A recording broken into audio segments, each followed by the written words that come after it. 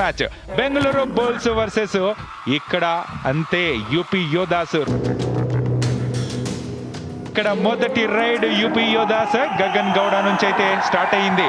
Last match గెలిచేసైతే వస్తున్నారు UP Yoddhas. ఆ momentum ఉంటుంది యూపీ యోధాస్ కి. హ్యాండ్ బ్యాక్ హోల్డ్ చేసే ప్రయత్నం, ఈసారి ఎస్కేప్ అయ్యాడు. పాయింట్ లభిస్తుంది యూపీ యోధాస్ కి. మంచి స్టార్ట్ ఇక్కడ బెంగళూరు బుల్స్ కి. మంచి లీడ్ అయితే ఉంది అండ్ 2 ప్లేయర్స్ మాత్రమే ఉన్నారు. ఒకవేళ ఆల్ అవుట్ పాయింట్ సాధిస్తే అండ్ బ్రిలియంట్ గా డీప్ గా వెళ్ళాడు, కిక్ చేశాడు, అది కూడా సుమిత్ పైన.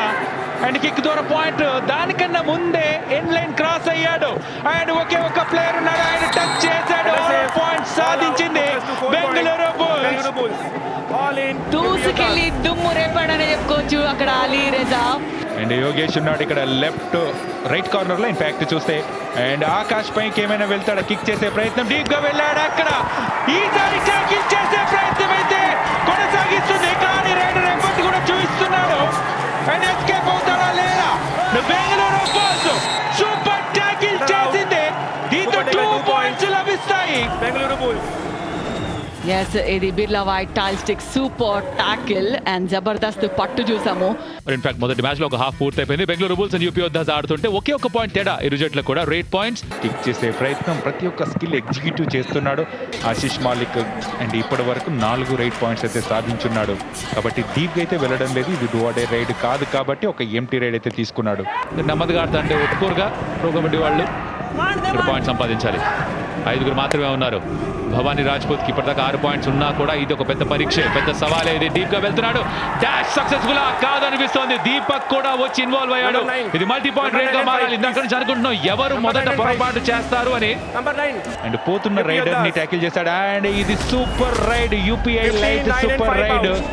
వెనక్కి వచ్చాడు అండ్ ఇక్కడ వచ్చినా కూడా వెళ్ళిపోగలడు. 2 పాయింట్ రేట్ గా మారింది, 2 పాయింట్ రేట్ గా మారింది. స్కోర్ లెవెల్ అయిపోతాయి.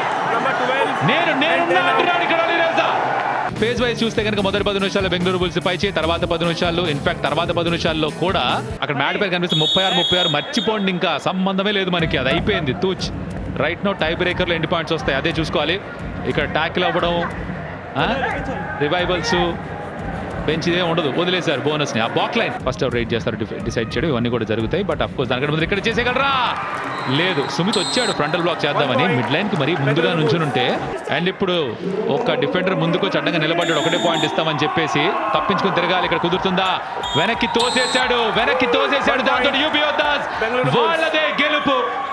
టై బ్రేకర్లు ఒక్క పాయింట్ తేడాతో గెలిచారు. సుమిత్ వెళ్ళి ఆఖరి రైడ్ లో పాయింట్ సంపాదించడం, తర్వాత మళ్ళీ తనే ట్యాకిల్ చేసి ఒక పాయింట్ ఇచ్చేసినా కూడా ఆ లీడ్ ఏదైతే ఉంటుందో దాంతో గెలుపు నమోదు చేసుకున్నారు.